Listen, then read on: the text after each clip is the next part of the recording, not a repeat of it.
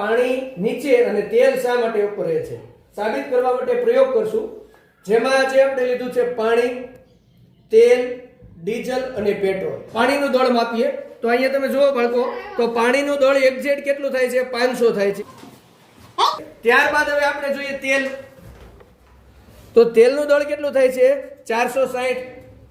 તો અહીંયા હું લખું છું 460. ડીઝલ કેટલું છે? 406. તો 406 અહીંયા હું લખું છું.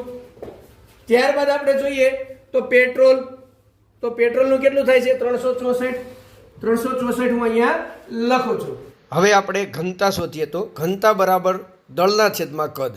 પાણીનું દળ છે 500 અને દરેક બોટલનું આપણે કદ 500 ml લીધેલું છે, એટલે ભાગ્યા 500 કરશું તો જવાબ 1 આવે છે. 460 એનું કદ કેટલું હતું? 500 ml. તો એનો ભાગાકાર કરશો એટલે 0.92 મળશે. 306 એને ભાગ્યા 500 કરશું એટલે આપણે જવાબ મળે છે 0.812 મળે છે. ત્યારબાદ આપણે 364 છે, તો 364 ભાગ્યા 500 કરશું તો તમારો જવાબ આવશે 0.728. અહીં પાણીની ઘનતા વધુ હોવાથી સૌથી નીચે પાણી, ત્યારબાદ તેલ, ત્યારબાદ ડીઝલ, ત્યારબાદ પેટ્રોલ સૌથી ઉપર રહે છે. ચાલો આપણે પ્રેક્ટિકલ દ્વારા જોઈએ. તો અહીંયા આપણી પાસે એક બીકર છે. આ બીકરમાં હું પાણી લઉં છું.